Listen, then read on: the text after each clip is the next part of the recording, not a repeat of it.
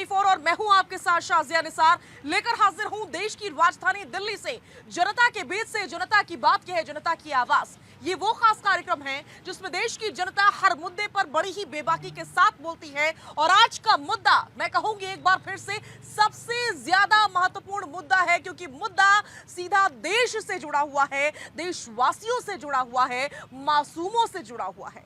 पहलगाम में जो हुआ उसका दर्द मुझे लगता है एक लंबे अरसे तक हमें महसूस होता रहेगा, ये जख्म हरे रहेंगे। लेकिन पाकिस्तान को जवाब देने की पूरी तैयारी में सरकार बैठी है। इस बीच देश भर में अलग अलग तरीके से पाकिस्तान के खिलाफ जवाब देने की कोशिशें हो रही हैं। कहीं काली पट्टियां बांधी जा रही हैं तो कहीं बोला जा रहा है कि हमें एक मौका दो, हम पाकिस्तान को निस्तराबूद कर देंगे। ये स्थिति है, इतना गुस्सा है, इतना उबाल है देश भर में। इसी मुद्दे पर करेंगे बड़ी चर्चा। खास मेहमानों का पैनल हमारे साथ मौजूद रहेगा, प्रत्यक्षदर्शी भी आज हमारे साथ मौजूद रहने वाले हैं, देश की जनता भी हमारे साथ मौजूद रहेगी। लेकिन सबसे पहले लेटेस्ट अपडेट के साथ एक रिपोर्ट आपकी टीवी स्क्रीन पर।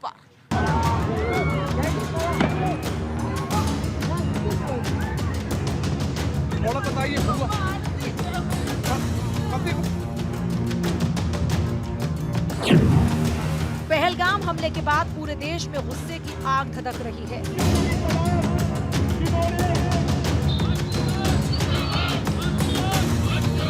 कश्मीर से लेकर कन्याकुमारी तक पूरा देश गम और गुस्से में है। सभी अपने अपने तरीके से आतंक के खिलाफ गुस्से का इजहार कर रहे हैं।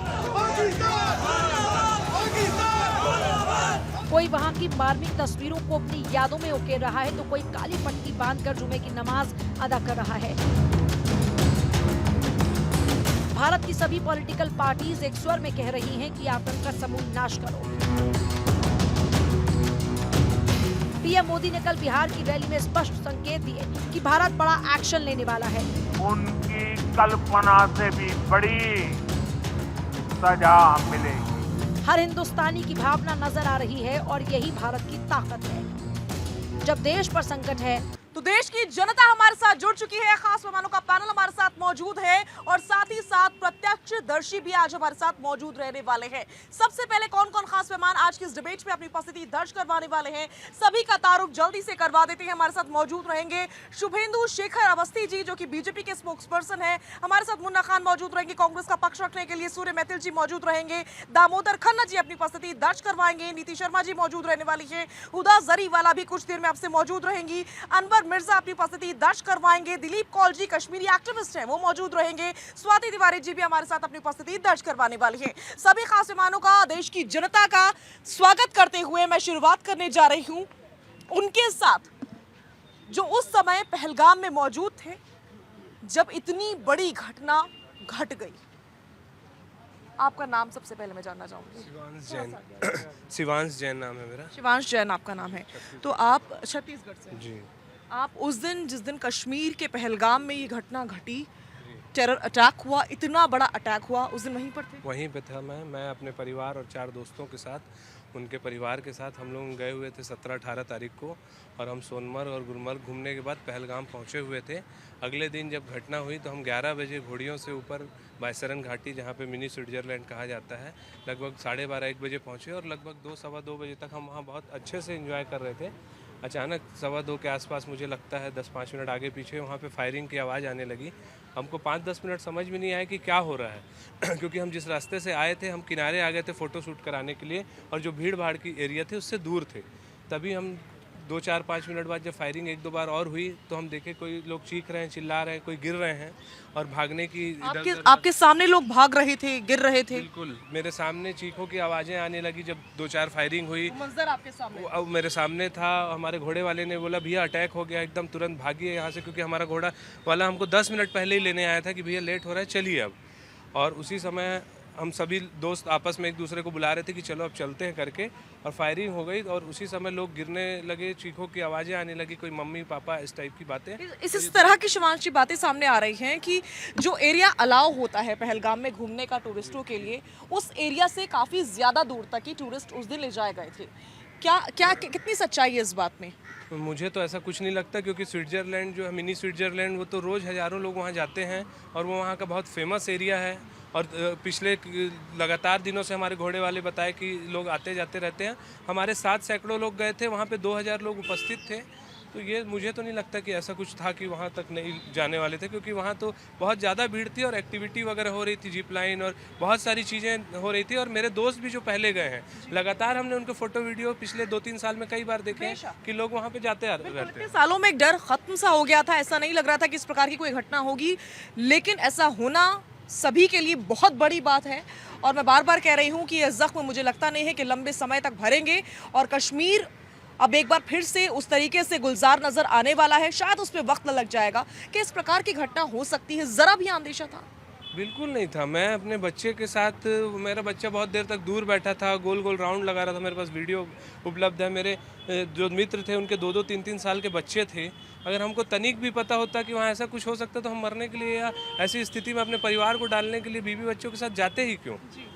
बिल्कुल हमको ऐसा अंदेशा। इस प्रकार की बातें सामने आ रही हैं और ये तो खुद ही प्रत्यक्षदर्शी हैं जिन्होंने अपनी निगाहों से सब कुछ देखा, वो मंजर देखा कि किस तरीके से टेरर अटैक होता है, लोग गिर पड़ते हैं, भागते हैं, दौड़ते हैं, अपनी जिंदगी की भीख मांगते हैं, लेकिन उनको बख्शा नहीं जाता। बहुत तकलीफदेह घटना है ये। आंखों में आंसू हैं और जज्बात इस समय उमड़ कर इस समय पूरे देशवासी गुस्से में नजर आ रहे हैं। शब्द कम पड़ गए हैं। ये वो घटना है। इंतजार है तो सरकार क्या एक्शन लेती है उसका। मैं डिबेट की शुरुआत करूंगी। सभी का तारुफ करवा दिया है और कश्मीरी एक्टिविस्ट हमारे साथ मौजूद हैं। आप ही के साथ मैं शुरुआत करने चाह रही हूँ। कश्मीर के हालात पर मुझे लगता है कि सबसे ज़्यादा नज़र आप लोग की रहती है और आपने देखा है बारीकी से कश्मीर को, पहले की कश्मीर को भी और आज के कश्मीर को।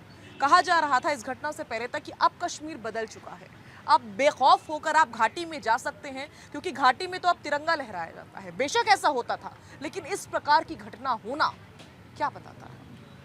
देखिए 1999 में 1989 में मैं खुद वहाँ से निकला और 90 में नरसंहार हुआ।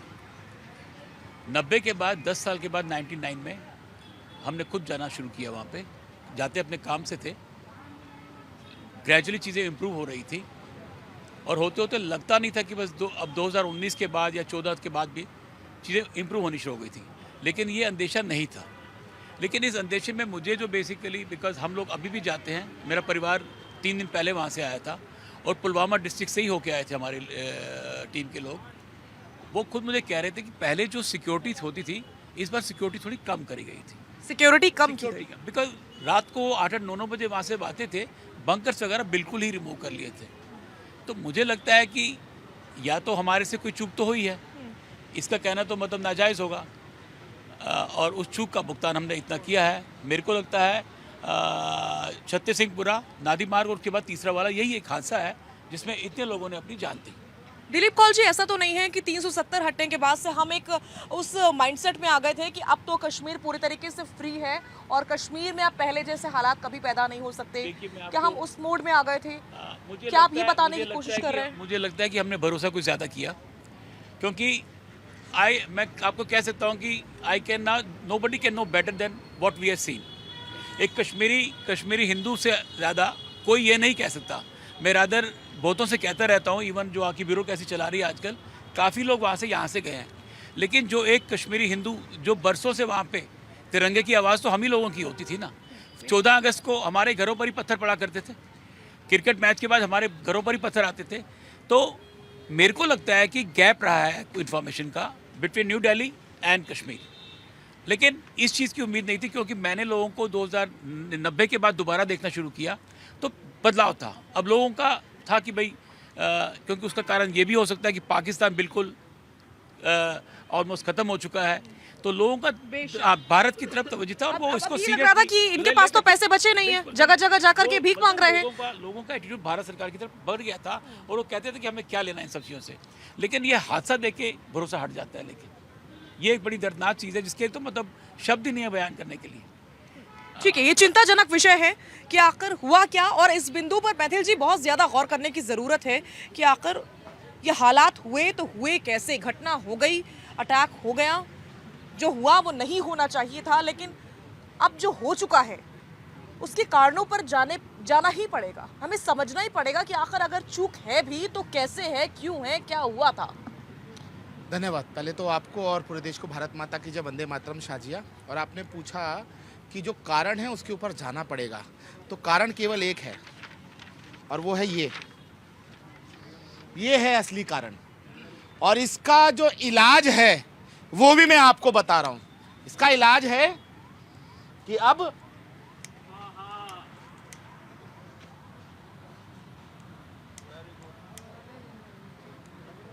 आग लगा दीजिए। स्वाहा होगा, अब डेमोग्राफी चेंज होगी, इस पाकिस्तान का बिल्कुल भूगोल बदला जाएगा। एक एक मृत्यु जो हमारे नागरिकों की हुई है उसको बदला लिया जाएगा मोदी जी द्वारा। ये इस तरह स्वाहा होगा और कोई चांस नहीं है और कोई ऑप्शन नहीं है। अब पाकिस्तान का भूगोल बदलने का समय आ गया है। और एक बात और बता दूं कि जो पाकिस्तान की अवैध औलाद हिंदुस्तान में है, अब उनका भी इलाज करने का समय आ गया है। जिसके मुंह से पाकिस्तान के प्रति अपशब्द ना निकले, कटु शब्द ना निकले, उनको अपना डीएनए टेस्ट कराना चाहिए, पहली चीज।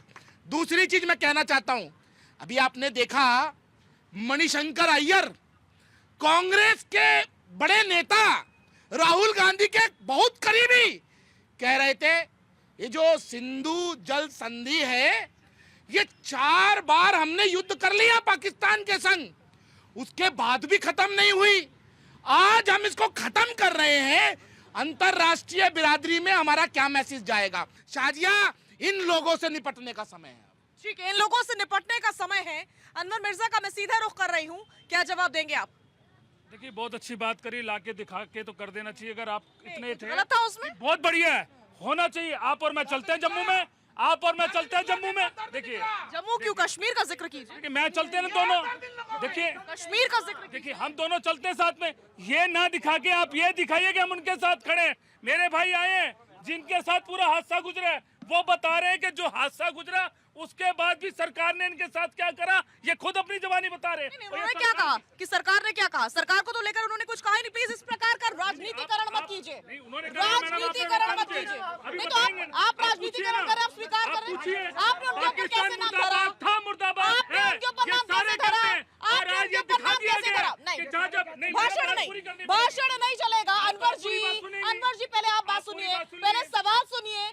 सवाल सुन लीजिए। सवाल मेरा ये है कि आपने जो प्रत्यक्षदर्शी बता रहे थे कि वहां पर हमने क्या मंजर देखा, आपने सरकार को क्यों घसीट दिया बीच में? मैडम, सरकार की कमी उन्होंने ही बताई। अभी उन्होंने कोई कमी नहीं बताई। अभी आपके सामने पूछे ना आप, वो खुद बता रहे कि जब हम वहाँ पर फंसे, उसके बाद जब घोड़े वालों ने हमें वहाँ से ले जाने के लिए करा, वहीं के लोगों ने, मुसलमान जो लोग वहाँ मौजूद थे, उन्होंने इनको बचाए, सामने खड़े। उसके बाद कह रहे जब हम एयरपोर्ट पहुंचे तो हमारे को एयरपोर्ट पे 25,000 रुपए की टिकट दी गई, 5 घंटे हमारी लेट फिर कर दी गई, फिर 20,000 रुपए लिए गए। तो वहां पर ये सरकार का अधिकार नहीं बनता था कि जो लोग हमारे फंसे पड़े उनको जल्द से जल्द वहां से निकाल के उनके क्षेत्र में भेजाया जाता?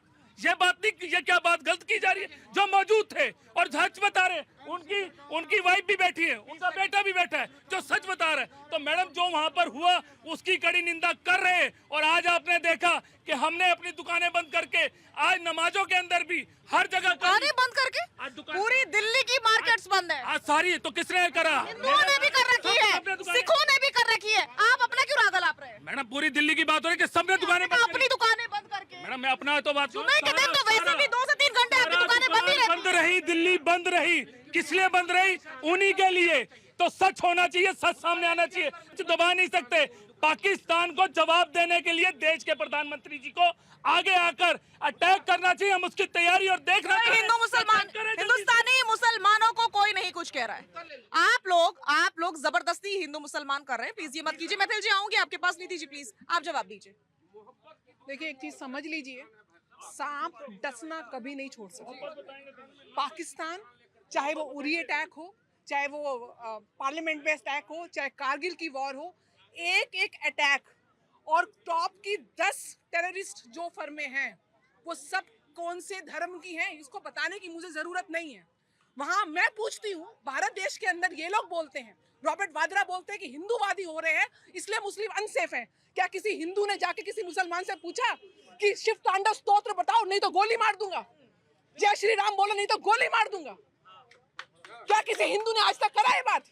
कोई किसी हिंदू ने किसी बेटी को हाथ लगाया? ये पूर्ण रूप से किस प्रकार से, मैं हर धर्म का बहुत मान सम्मान करती हूँ, लेकिन एक धर्म के अंदर किस प्रकार से कि जो मेरे धर्म का नहीं है वो काफिर है और उठा के गोली मार दो। पूरे विश्व में आतंक की जड़ कहाँ है ये हम सब जानते हैं और आज जागने की आवश्यकता है। और मैं अपने भाई का समर्थन करती हूँ। वो सांप और सपोले, वो पाकिस्तान और आईएसआई की मानसिकता, वो स्लीपिंग सेल्स जो यहाँ पे देश के अंदर घूम रहे हैं, जो बंगाल में बैठे हैं, जो कश्मीर में बैठे हैं, क्योंकि ये इंटेलिजेंस की फेलियर है। मैं बिल्कुल इसको नहीं मानूंगी। लेकिन किसी ने उमर अब्दुल्ला से पूछा कि आप क्या कर रहे थे, आप क्या कर रहे थे? टेबल टॉक का राग अलाप रहे थे। वो उमर अब्दुल्ला क्या कर रहे थे वहां पे क्या रोटियां सेक रहे थे? उसके बाद किसी ने उन पर जवाब नहीं दिया। आज ऑल पार्टी मीटिंग में लेके सारे देश इकट्ठा, ये नेशनल इशू है, हिंदू मुसलमान का इशू नहीं है और सबसे बड़ा इशू है। लेकिन ये चीज भी समझने की बात है, जो इस्लामिक टेररिज्म पूरे विश्व के लिए इस समय खतरा बन चुका है इंसानियत के लिए, उसको टैकल करने के लिए भारत इस समय टॉप लेवल पे काम कर रहा है। आज भारत डिप्लोमेटिक लेवल से पूरे विश्व की बड़ी से बड़ी जितनी अमेरिका, रशिया, सबके कंसर्न। और अब ये जो पपेट्स है ना, हमको आतंकवादी नहीं मार दे, वो तो मरने के लिए ही आते हैं, वो मरने के लिए ही जिहाद को करते हैं, वो तो जिहादी मानसिकता है। हमें उन लोगों को मारना है जो मरने के लिए नहीं आते लेकिन इनको मरने के लिए आगे करते हैं और देश में किस प्रकार से अराजकता को फैलाते हैं। तो आवश्यकता है इनके आंकड़ों को टारगेट करने की। आईएसआई और जो पाकिस्तान की आर्मी है उसके सपोर्ट के बगैर ये अटैक नहीं हो सकता था। देश के अंदर जो इंटेलिजेंस की कमी है उसको डिकोड करना, और जो सांप और सपोले और स्लीपिंग सेल्स पाकिस्तान आईएसआई के देश के अंदर घूम रहे हैं उनको पकड़ पकड़ के जमीन जोत कर देना, नस्तो नाबूद कर देना। और जो यहाँ पे पाकिस्तान का झंडा या पाकिस्तान की बात करेगा उसको उसी समय जमीन के अंदर गाड़ देना, ये बहुत जरूरी है। ठीक है, ठीक है। दामोदर खन्ना जी हमारे साथ मौजूद है, डिफेंस एक्सपर्ट है दामोदर जी। हमने इतने सालों में पाकिस्तान को कई मुंहतोड़ जवाब दिए, एक नहीं कई मुंहतोड़ जवाब दिए। पाकिस्तान को कई जंगों में हमने धूल चटाई है, बावजूद इसके कटोरा हाथ में है लेकिन मान नहीं रहा है। तो ऐसा क्या जवाब दिया जाए कि इस बार ये सबक सीख ले? साजिया बहुत बड़ी बात कही आपने, कटोरा हाथ में। मैं कह रहा हूँ इस बार कटोरा था, साथ में पानी की बोतल भी साथ में होगी, क्योंकि सिंधु नदी का हमने पानी रोका है और निश्चित रूप से पाकिस्तान में त्राहिमाम मचने वाला है। और उन्होंने सिंधु नदी का जो हमने पानी रोका उसको एक्ट ऑफ वॉर माना है। डेफिनेटली वो रिटेलिएट करने की कोशिश करेंगे और ऐसा खुद ही कह रहे हैं कि ये युद्ध की अनाउंसमेंट जैसा है। बिल्कुल, अगर उनकी तरफ से कोई भी ऐसा मिस एडवेंचर होता है तो पहले तो उन्होंने बांग्लादेश खोया था, अब की बार वो पाकिस्तान भी खो देंगे। पीओके तो जाएगा ही जाएगा। गुस्सा है लोगों में, बिल्कुल सही बात है, हो सकता है इंटेलिजेंस फेल्योर हो ना हो, मैं उस पर कोई कमेंट नहीं करूंगा। लेकिन एक चीज़ जो साफ है, कोई माने ना माने, कश्मीर में सारे कश्मीरी हिंदुस्तान के दुश्मन नहीं है, लेकिन चंद एक कश्मीरी हैं जो वहाँ पे आज भी उनके सपोर्ट में हैं, आज भी उनका समर्थन करते हैं। बिना किसी लोकल सपोर्ट के इतना बड़ा हमला होना संभव ही नहीं है। जब तक उनके समर्थक वहाँ पे नहीं होंगे, जब तक उनको समर्थन इनपुट नहीं मिले, जब तक उनको वहाँ पे सहयोग नहीं किया गया, उनका साथ नहीं दिया गया, असंभव है। और अभी देखिए 2-3 दिन में जो ऑपरेशन चल रहे हैं, सेना वहाँ पे अपनी कार्रवाई कर रही है, कुछ एक टेररिस्ट न्यूट्रलाइज किए गए। आने वाले दिनों में इससे भी बड़ी कार्रवाइयाँ देखने को मिलेंगी। पर ये कहना कि पूरी तरह से वहाँ पे, और एक जो ये लोग नैरेटिव चला रहे हैं कि वहाँ पे बचाया लोगों ने, बिल्कुल बचाया। मुझे बताओ वो कौन सी बैरल थी जिसने सिर्फ टूरिस्ट पे अटैक किया? क्या उनकी बैरल से वहाँ पे जो एक्टिविटी कराने वाले बाकी लोग थे, मैं किसी मजहब की बात नहीं करता, उन पे हमला नहीं हुआ? खच्चर चलाने वाले सिर्फ एक आदमी पे गलती से हुई, तो क्या ये टारगेटेड किलिंग नहीं थी? आप बताओ, क्या फायर कर आधा-धुंध टारगेट किलिंग है तो वो सारे लोग कैसे बच गए? और इससे पहले भी कश्मीर में टारगेट किलिंग होती रही है। मुन्ना खान जी, आपका रुख कर रही हूँ मैं। इससे पहले भी हम देख रहे हैं कि इस साल में ही कई बार खबरें आई, पिछले साल कई बार खबरें आई कि जो नॉन मुस्लिम्स वहां पर काम कर रहे हैं, जो मजदूर हैं, वहां टारगेट किलिंग हो रही है। इनफैक्ट कई बार मैं बीते 4 से 5 सालों में खुद भी कश्मीर इसी खबर को कवर करने गई। आखिर क्यों चुन चुन करके टारगेट किया जा रहा है? और इस बार तो हद पार कर दी, जब बेचारे मासूम लोग एकदम जिनका कोई कसूर नहीं था, उनको कहा जाता है कि कलमा पढ़ो, पढ़ के बताओ। एक महिला तो बता रही है कि मैंने बिंदी तक उतार दी फिर भी नहीं माने। कि क्या है? देखिए, आज़ादी के बाद से ही जो वो हिस्सा है वो नापाक साजिशों का हिस्सा रहा है और आए दिन वहाँ हमले होते रहे, चाहे सरकार किसी की भी हो, केंद्र में सरकार किसी की भी रहे, लेकिन वो हमले देखते रहे। तो मैं ये पूछना चाहता हूँ, 11 साल से लगातार ये सरकार ये कह रही कि अब हमला होगा, अब पाकिस्तान को सबक सिखाए जाएंगे, तो ये इंतज़ार कब है? देश में कोई भी जाति, कोई भी धर्म, किसी भी समुदाय के लोगों ने कहा कि आप पाकिस्तान पे हमला न करें। जिन पे गोलियां चलाई गई वो जाति की बात नहीं कर रहा हूँ, एक भारतीय थी, और भारतीय के नाते मैं कह रहा हूँ ये बहुत दुखद घटना है। सरकार हर चीज से सक्षम है, तो उन फकीरों पे कार्रवाई कब होगी? 12 साल से लगातार पूछी जा रही है सवाल। आप भारतीय जनता पार्टी से पूछिए ना, एक सर के बदले ये 10 सर कब लाएंगे? साल में 364 बार लगातार कश्मीर में घटनाएं घटी है। जो यहाँ से मजदूर जा रहे हैं उस पर गोलियां चल रही है, जो मैनेजर जा रहे हैं उस पर गोलियां चल रही है। ये आखिर कब तक बर्दाश्त किया जाएगा? क्या हम उससे कमजोर हैं? क्या हम उससे बराबर नहीं? नहीं, बेशक ये पॉइंट है शुभेंदु जी, ये पॉइंट है। जैसा कि मैंने शुरुआत में अपने सवाल में कहा कि मैंने कई बार खुद ये खबर कवर की है कश्मीर में, और इसके अलावा भी बीते इस साल, पिछले साल आपने भी खबर सुनी होगी कि किस तरीके से टारगेट किलिंग को अंजाम दिया जा रहा है। तो हम अब तक किस बात का इंतजार कर रहे थे? बड़ी दुख की बात है, और आज भी ये लोग ऐसी नेतागिरी वाली बातें कह रहे हैं। 70 सालों तक जब इन्होंने उनको पाल के रखा, धारा 370 लगा के रखी, तब इनको समझ में नहीं आया। और एक बात, मैं रुक जाइए, बीच में नहीं बोला आपके, मैं टुकड़े पाकिस्तान के, मेरी बात सुनिए, पहले मेरी बात सुनिए। नहीं है कब उसमें मुन्ना खान जी, मेरी बात पूरी हो जाने ठीक है, बात पूरी होने दीजिए। काउंटर कर लीजिएगा, काउंटर कर लीजिएगा प्लीज। मैं एक बात कहना चाहता हूं आज आपके चैनल के माध्यम से, दिल्ली की इस डिबेट के माध्यम से मैं भारत के हर वासी को बताना चाहता हूं कि 26 जाने गई हैं, पर यह पाकिस्तान के 26 करोड़ पॉपुलेशन पर भारी पड़ेगी। और यह 26 करोड़ पाकिस्तान को खत्म करने का वादा करता हूं। ये नहीं बात है, होगा कब? मैं वही मुन्ना खान जी आपको बताना चाहता हूँ, वही मुन्ना खान जी आपको बताना चाहता हूँ। आप हमसे पूछते रहे, आपने कभी कोई कार्रवाई नहीं करी।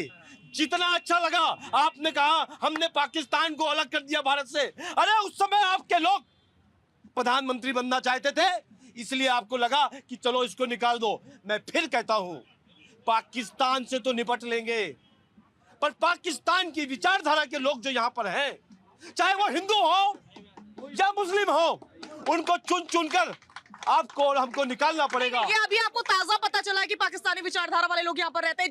जब मजदूरों की टारगेट किलिंग हो रही थी, तब आपको नहीं पता था कि टारगेट क्यों किया जा रहा है। इस प्रकार की मानसिकता वाले लोग अभी भारत में पनप रहे हैं। कहां से पनप रहे हैं, कहां से जा रहे हैं, कहां से इनको मदद मिल रही है और फंडिंग मिल रही है, तब आपने नहीं सोचा था? मैं बता रहा हूँ, बाडरा साहब बोल रहे हैं कि मोदी जी ज्यादा हिंदू कर रहे हैं इसलिए मारा जा रहा है। क्या ये विषय है? वहां पे मणिशंकर अय्यर कह रहे हैं कि ऐसा नहीं, पानी नहीं रोकना चाहिए पाकिस्तान का। तुम्हारे चाचा लगते हैं वो। और ये बात नहीं होगी, और कड़क से बात नहीं होगी। हमको मालूम है कि हमारे हिंदू भाई वहां पे मारे जा रहे हैं टारगेट करके। फिर भी मैं ये कहूंगा कि सब लोग एक ऐसे नहीं हैं। जो लोग हमारे बीच में इस तरीके की विचारधारा के हो, किसी भी जाति के हो, किसी भी धर्म के हो, किसी भी राज्य में रहते हो, यदि भारत माता को अपनी माता मानते हो तो उनको अधिकार है, नहीं तो बाकियों को पाकिस्तान भेजने का ही केवल एक इलाज है।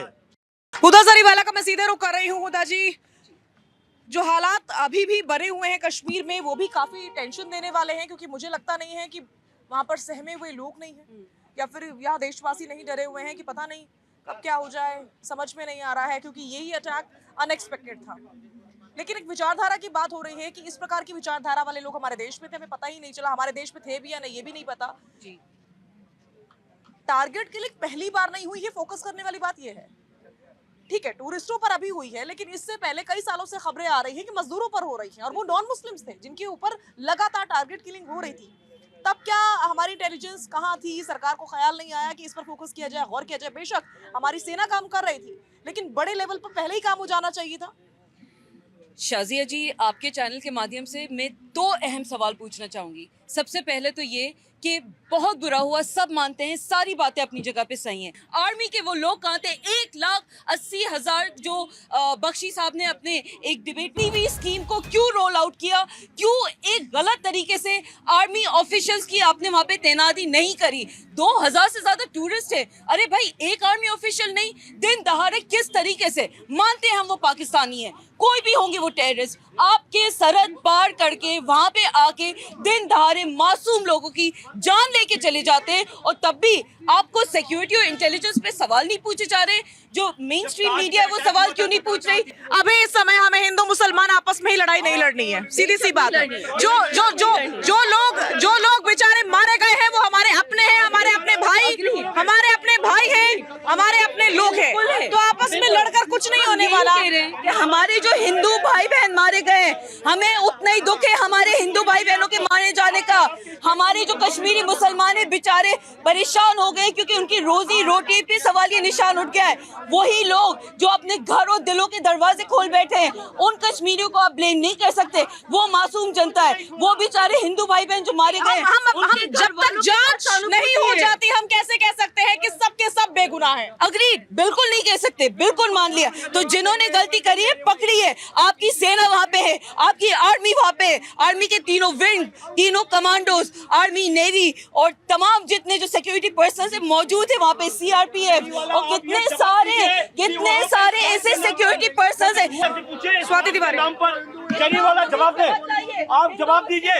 आप इस्लाम के नाम पर शुभेंदु जी नहीं, इस प्रकार की बात मत कीजिए प्लीज। इस समय हम लड़ेंगे नहीं आपस में, हम डिरेल नहीं होंगे मुद्दे से, प्लीज। सबसे पहले तो इस डिबेट का जो सुरूर था उसको मैडम ने आकर के जैसे जलेबी की तरह घुमाया है ना, ये नहीं होना चाहिए था। ये वही पालिका बाजार है जहां 15 साल पहले बम विस्फोट हुआ करता था, और आप और हम यहाँ खड़े होकर के ये लिस्ट नहीं बता सकते थे। दूसरी बात, इस लिस्ट का सोर्स क्या है? मैं आपका चैनल, नेशनल चैनल है, मैं पूछ रही हूँ ये लिस्ट का ये जो है इनका सोर्स क्या है? तीसरी बात, स्थानीय आतंकवादी शामिल है आदिल, जिसका घर आज उड़ाया गया, उसकी अम्मी इनसे लाख बेहतर है जो कह रही है कि मेरे बेटे का एनकाउंटर कर दो क्योंकि वो जिहादी है, इस्लामिक जिहादी है, वो आतंकवादी बन चुका है। तो उनकी अम्मी ज्यादा दर्द समझ रही है उन भारतीयों का जिनकी कत्ल सिर्फ इस नाम पे हो गई क्योंकि वो हिंदू थे। एक और बात, बहुत दर्द उमड़ रहा है कि हमारे जो वहाँ के घाटी के लोग हैं, रोजी रोटी बंद हो गई। कश्मीरी पंडितों को जब निकाल के बाहर किया गया, काश ये दर्द उस समय उमड़ा होता तो आज ये दशा नहीं होती। लास्ट बात, सुरक्षा में चूक हुई है, इसको सरकार मान रही है। सर्वदलीय बैठक में सरकार ने कहा है कि सुरक्षा में चूक हुई है और इसका कारण है अति विश्वास, जो कि नहीं होना चाहिए, ढिलाई नहीं होनी चाहिए। ठीक है। और आइए अब सीधा रुख कर रहे हैं देश की जनता का। देश की जनता में इस समय बहुत ही ज्यादा गुस्सा है, नाराजगी है, और देश की जनता उतनी ही परेशान भी है। जनता का सीधा रुख कर रहे हैं। कौन बोलना चाह रहा है यहाँ पर से? आप क्या कहना चाह रहे हैं? मैं जगदीश राणा, डिस्ट्रिक्ट डोडा, जम्मू कश्मीर से। अभी भाई साहब कह रहे थे कि वहाँ टिकट का अरेंजमेंट नहीं हुआ, हमें लाखों रुपया देना पड़ा। वहाँ सरकार किसकी है? उमर अब्दुल्ला साहब वहाँ सरकार में है, एनसी नेशनल कॉन्फ्रेंस की सरकार है। वो कहाँ सोए हैं भाई? उनको दिखाई नहीं दे रहा कि भाई आपके सामने इतनी किलिंग हो गई और नाम पूछ के मारा गया। हिंदू है कि मुसलमान है, यहाँ तक कपड़े तक खुलाए गए। ये अंधेर कर दिए नहीं क्या है? उस समय कहाँ गए उमर अब्दुल्ला जी? कहाँ थे बैठे? फारूक साहब की सरकार थी उस वक्त। 6 लाख कश्मीरी पंडितों को वहाँ से माइग्रेट करके निकाला गया। कहाँ सोए थे? ये दर्द मैंने भी सहा। मेरे से बड़ा भाई विली टट्टू ने किडनैप करके मार दिया, और 10+2 में भाई का लड़का भतीजा हमारा वो ही मार दिया। 90 की बात है। उस वक्त ये कहाँ थे? इस वक्त पाकिस्तान के प्रवक्ता करके तो बड़ी बातें कर रहे, अब ये नहीं बातें कर रहे। और निहत्थे बेचारे निरसाए बेचारे घूमने गए थे, 27 आदमी किलिंग और पूछ के मारा गया। बिल्कुल, ये लोगों का गुस्सा है, लोगों की नाराजगी और परेशानी आप समझ रहे हैं। लोग उमर अब्दुल्ला से भी सवाल पूछ रहे हैं, कहाँ पर है उमर अब्दुल्ला, फारूक अब्दुल्ला, जो बड़ी बड़ी बातें करते हैं, कहते हैं कि टेबल चौक होनी चाहिए। इसी पाकिस्तान के साथ कहा जाता है कि टेबल चौक होनी चाहिए। क्या वाकई सोचने वाली बात है कि इस लायक भी है जिनके साथ टेबल टॉक की बात करते हैं ये नेता? आप बोलना चाहते हैं? ठीक है, एक एक करके। मैं इतना कहना चाहता हूँ, वहाँ की सरकार जो है सो रही थी जब ऐसे अटैक हुए। ये जो ब्लेम लगा रहे हैं कि केंद्र सरकार के हाथ में है, वो वहाँ राज्य सरकार की होनी चाहिए। जो वहाँ बेचारे टिकट ले रहे थे वो खुद बता रहे हैं, कह रहे हैं हमने 25,000 30,000 अंधेर गर्दी मचा रहे थे, इसलिए हम कितनी परेशानियाँ हुई है उनके बेचारों के साथ कि उनकी आत्मा में इतने आंसू आ रहे थे कि मैं उनकी दास्तां सुन रहा था, मैं अपने आप को सोच रहा था। इन्होंने ये भाई साहब बोल रहे हैं केंद्र सरकार को गलती है, वहाँ राज्य सरकार है, इसलिए जो है राज्य सरकार पे जाता है। जितनी गलतियां हुई है राज्य सरकार पे जाता है और उनसे इतनी मांग करते हैं मोदी जी से हर से कार्रवाई होनी चाहिए कि आने वाली पीढ़ियां भी याद करें। जय हिंद, जय भारत। ठीक है मैथिल जी। धन्यवाद। हमारे खान साहब बहुत अच्छे से बता रहे थे। समझ रहा हूँ। अरे सुनिए ना, अरे पता है मुझे भैया क्या है क्या नहीं, ये सब पता है। आईडी दिखेंगे ना तो असली जो है ना ये कलावा बांध के जो घूमते हैं ना वो उनमें से एक मिलोगे आप। सुनो, अब रह गई बात हुदा जरीवाला की, तो जो हुदा जरीवाला है ना, आपको पता है शाजिया, हुदा जरीवाला उस पार्टी से आती है। इनके नेता उस समय में सेना से प्रूफ मांग रहे थे। जब भारतीय सेना पाकिस्तान में घुसकर शौर्य दिखा रही थी, तब आतंकवादियों के लॉन्चिंग पैडों को बर्बाद कर रही थी, तो ये बैठकर कह रहे थे हमें तो प्रूफ दिखा दो। और जब एयर स्ट्राइक हुआ तो ये कहने लग गए अरे कौवे मारे गए हैं। और यही वो पार्टी है जिसकी वेबसाइट पर पाक अधिकृत कश्मीर के साथ में हमारा जो कश्मीर है उसको भी पाकिस्तान के साथ दिखा दिया गया था। तो ये है पाकिस्तान के प्रेमी लोग यहाँ बैठकर। मैंने आपको कहा था ना कि हमारी आस्तीन के सांप हैं, वो सांप हैं। एक बात और मैं पूछना चाहता हूँ इनसे, मेरी बहन से। इन्होंने कहा कि हिंदू मुस्लिम ना करो, जरा मुझे बताओ कलमा पढ़ के गोली मारी के नहीं मारी? तो हिंदू मुस्लिम तो उन्हीं ने किया ना। मतलब आप लोग, मैं कलमा पढ़ूंगा तो ठीक, मेरे सर में गोली मार दोगे नहीं पढ़ूंगा तो? किसी हिंदू ने कभी कहा ला हनुमान चालीसा पढ़ो वरना गर्दन उड़ा दी जाएगी, शिफ्ट अंडर स्रोत पढ़ो, रामायण पढ़ो, महाभारत पढ़ो? अरे गायत्री मंत्र पढ़ के दिखाओ। शर्म आनी चाहिए। इन्होंने हिंदू मुस्लिम किया तो मैं जवाब दे रहा हूँ। एक और बात, मुझे एक आतंकवादी का नाम बता दो जिसको जलाया गया हो, उसको दफनाया ना गया हो। एक आतंकवादी का नाम बता दो। हुदा जरीवाला बहुत लंबी लिस्ट लेके आई थी, यहाँ पे खड़ी हो रही थी तुम। और रही बात जहाँ तक ये, जितने भी इन्होंने नाम लिए वो भारत की सुरक्षा एजेंसी से जुड़े हुए लोग थे जिन्होंने गद्दारी करी। अरे उन्होंने किसी का सर तो नहीं काटा, किसी को गोली तो नहीं मारी थी ओपनली।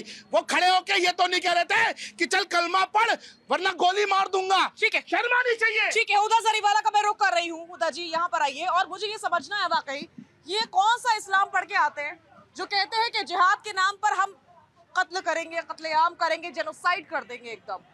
ये कौन सा इस्लाम है? मैंने तो ना ही वो कुरान शरीफ पढ़ी ना ही वो इस्लाम जाना। मैं जितना जानती हूँ वो ये है कि कुरान शरीफ में ये बताया गया है जिसने आपके दीन ईमान को नहीं छेड़ा या फिर आपको आपके घरों से बाहर नहीं निकाला गया, आप उनके साथ में नाइंसाफी कतई नहीं करेंगे। और अल्लाह को इंसाफ करने वाले लोग बहुत पसंद है। तो ये कौन से लोग हैं, ये कौन सा इस्लाम पढ़ के आए हैं जो इस्लाम को ही बदनाम कर रहे हैं? शाजिया जी, जिस कुरान का आप जिक्र करिए उसी कुरान को हम और आप सभी मानते हैं, जिसमें ये लिखा है कि एक इनोसेंट इंसान, एक मासूम इंसान की जान लेने का मतलब पूरी कायनात की आपने जान ली है, पूरी कायनात का कत्ल किया है। उस इस्लाम को हम मानने वाले लोग इस बात को जानते हैं। ये जिहाद किस नाम पर होता है? इस्लाम के नाम पे जिहाद हो रहा है। अव्वल तो उसको जिहाद कहना नहीं चाहिए क्योंकि जिहाद का बुनियादी मतलब होता है ना। लेकिन अगर जिहाद के नाम पे ये लोग कत्ले आम करते हैं, मासूम हिंदुओं की जान देते हैं, ना कुरान इस बात की इजाजत देता, ना कोई मुस्लिम धर्म का कोई भी शख्स इस चीज की आपको रहनुमाई करता हुआ दिखेगा। पहली बात जवाब दे